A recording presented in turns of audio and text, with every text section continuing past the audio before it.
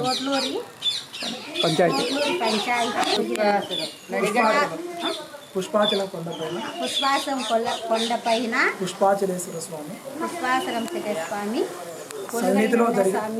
కొలువైన స్వామి శివరాత్రి మహా ఉత్సవాలు జరుపుకోవాలిగా ప్రజలందరినీ కోరుకున్నాం. అందరు రాండి మా పూజకు.